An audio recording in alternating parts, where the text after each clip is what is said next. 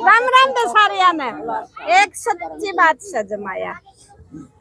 एक पहलवान था बे, और उसका नाम सच्ची में धनुर्दास था, और उसका ब्याह हो गया धनुर्दास।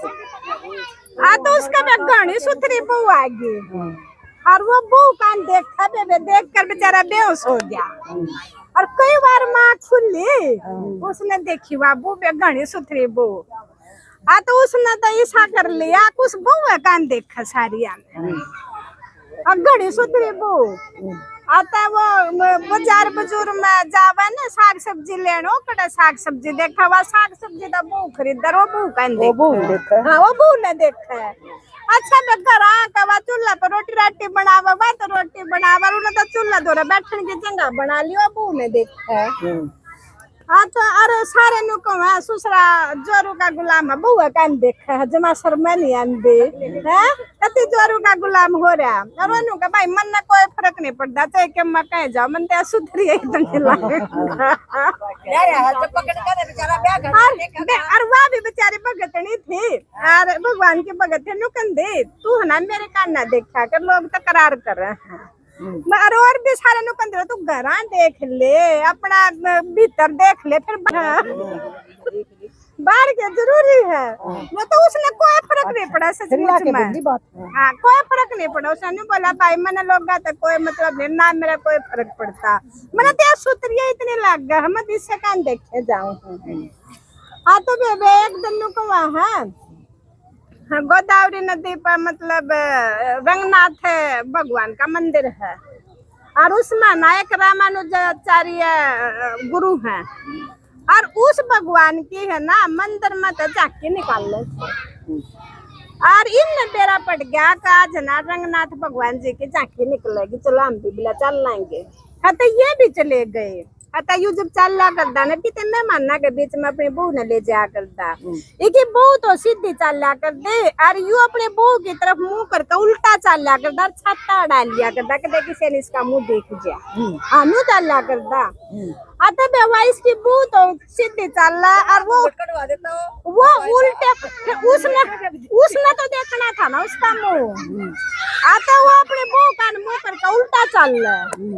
अब जब वह ना भगवान की यात्रा निकली ना, अतः और तो सब भगवान का देखा, और वो अपने बहू का देखा। आता जो ये गुरु बैठते थे ना रामानुजाचार्य, ये नहीं बोले भाई यू क्यों करके है, और तो सब भगवान का देखा है, और यू इस औरत का देखा है। और सारे ने बोले भाई मतलब गुरु जी ये तो है ना जोरू का गुलाम है, ये तो सारे अन्य में देखने जा है। आता वो गुरु बोला भाई जोरू का गुलाम नहीं, कुछ तो बात है, बोला इसने बुला के ले आओ। आता बेबे बुला के ले आओ तो क्या नाव था, उसके घर आई जावे तो वो जावे।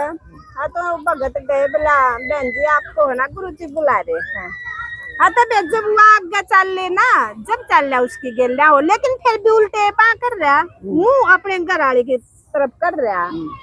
आता जाए पाछे वह उसके घराड़ी बोली चल गुरु जी को ना प्रणाम कर दो, तो उसके घराड़ी ने गुरु जी का प्रणाम करे, और वो तो का गुरु जी प्रणाम और बहु कान मुंह कर रहा। वो तो हटाओ है ना। हाँ आता मुंह नून करे ना। आता फिर गुरु जी बोले हाँ भाई ठीक है मैंने आपका प्रणाम ले लिया है, लेकिन मेरी बात तो सुन लो। बोला मेरे को सुनाई दे रही है, मेरे कान ही दे रही है, आप बोलो जो बोलना है। तो मैं कहने लगे बोला आप है ना इनको टाइम में से क्यों देखते हो। मैं बोला मन या सुंदर इतनी लगती है, अगर भगवान ने इसको इतना सुंदर बना दिया, अगर मेरे इसकी तरफ से नजर ही नहीं हटती। तो गुरु बोला मैं अपना इससे भी सुंदर कोई चीज दिखा दूं, तो भी देखोगे। तो बोला इससे सुंदर कोई चीज हो ही नहीं सकती। बोला अगर मैं दर्शन करा दूं तो तू कर लेगा।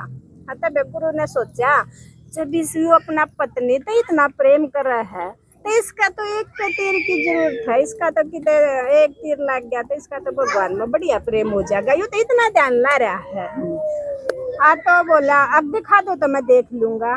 तो बोला ठीक है तुम जाओ, और सुबह जो 4 बजे की आरती है ना, 4 बजे की आरती माचिए, और उसके घरवाली को बोला कि आप लेके आना। तो बोली ठीक है गुरु जी। तब वो घर आगे और नहा धोकर खा पी कर सो गए। तो तड़के उठ कर नहा धोकर अपना वात लेकर गई, और लेकर गई तो जो वो गुरुजी था ना, उस गुरुजी ने पहले नु कहा जो गुरुजी थे ना वो उस रंगनाथ भगवान से सीधी बात कराया करते।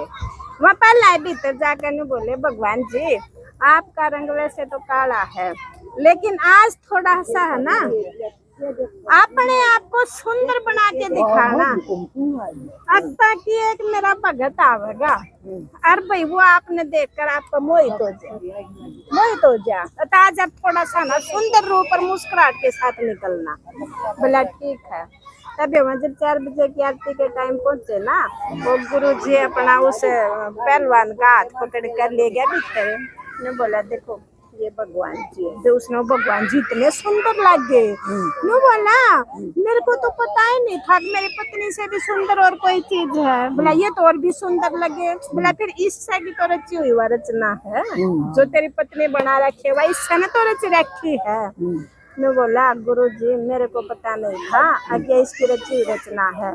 तब उसने तो ना भगवान के पैर पकड़ लिए गुरुजी के भी। मैं बोले अब मेरे को छोड़ना नहीं है, मैंने आपके पास ही रहना है। तब उस गुरुजी ने ना वहाँ अपने मंदिर में रख लिए दोनों जने, और उस मंदिर में और भी भगत थे। तो वो मंदिर में जो और भगत थे ना मैं कहने लग गए गुरुजी ये तो गृहस्थी आदमी और भाई मैं बिना गृहस्थी आदमी, मतलब भाई हम तो अपने साधु हमने तो सबके मैं छोड़ रखा है, अतः आपने इनको मंदिर में क्यों रखा। तो गुरुजी बोले तुम आज सो जाओ सब, मैं सुबह बताऊंगा। तो बेबे सारे सो गए तो रात में है ना उस मंदिर में एक चोर था, लेकिन वो पहला चोर था, लेकिन इन गुरु के चरणामा को उन्हें चोरी छोड़ दी थी। लेकिन वो प्रोफेशनल चोर था, लेकिन उन्हें न्यू तैयार थे तरीके कौन कौन से चोरी करने के। तो गुरु जी ने चोर बुलाया न बोला भैया आज तूने एक काम करना है। बोला क्या। बोला आज तूने चोरी करनी है। बोला ना गुरु जी मैं तो चोरी छोड़ चुका हूँ। बोला तू बेशक छोड़ चुका, लेकिन आज मेरे कहे थे तने एक चोरी करनी है। बोला ठीक है बताओ। आता बेबे ने बोला खुद उदास सोन लगे और उसके घराली सोन लग रही है, वह गहने गहने पहन रही है और तू उसके गहने चुरा लिया।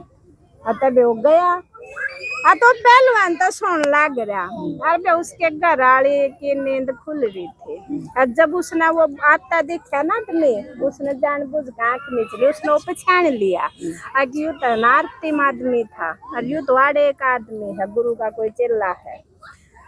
तो उसने जानबूझ के आंख बंद कर ली। कोई बात नहीं, भगवान की किसी चीज में ना क्या है कि कमी रहेगी होगी, इसलिए ये तेरे गहने चुरान आया है। तो उसने इस कान का झुमका काट लिया और गले का काट लिया। तो उन्हें सोची जब तू आँख खोल लगी तो ये उठ कर भाग जाएगा, हर तू थोड़ी करवट ले ले ताकि दूसरा झुमका भी काट ले जा। तो उन्हें करवट लेना बेबे, वो इतना उठ कर भाग गया और आधी ले गया, वो एक गले की ले गई, एक झुमका ले गया। तो फिर वो जाकर उसने बोला गुरुजी। तो बोला लो गुरुजी ले आया, मतलब बोला लिया तो यहाँ रख दे। इतना बेबे वो तड़के 4 बजे ने बोला वो गुरुजी उस चोर ने बोला जितने साधु सो है ना इनके सारे की लंगोटी तोलिया चुरा ले, सारे की लंगोटी तोलिया चुरा दिए। आता बेबे वो 4 बजे उठे ना, वह तो बेचारी है ना जितने ऊपर जेवर रहे थे ना वह सारे अपना रखा कपड़े में और जाकर गुरुजी तो बोली गुरुजी आपका एक भगत आया था रात को और वो मेरे गाने चुरा रहा था, लेकिन मैंने सोची मैं तो भाग्यशाली हूँ, अब जो भी मेरी चीज भगवान का काम आवेगी। मैंने तब तो जानबूझ का आँख बंद कर ली, लेकिन वो पूरी नहीं ले सका, इसलिए जो बची हुई थी अब मैं दे दूँ, आप रख लो। आता बेबे वह तो ले ली गुरुजी ने और वह साधु उठे ना, वो आपस में लड़े, मेरी तन्ने चुरा ली, तन्ने मेरी चुरा ली, तूने मेरी चुरा ली, उनमें झगड़ा हो गया। अब हमारी कहाँ की लंगोटी टावल। आता बे फिर वो गुरुजी उसने कहने लग गया देखो तुम तो हनी आर्डर रह के भी साधु को ना अब थारे पता ही लंगोटी का प्यार नहीं छूट रहा, और ये गृहस्थ में रहते हुए अब देखिए ना जेवरा का भी प्यार छोड़ दिया।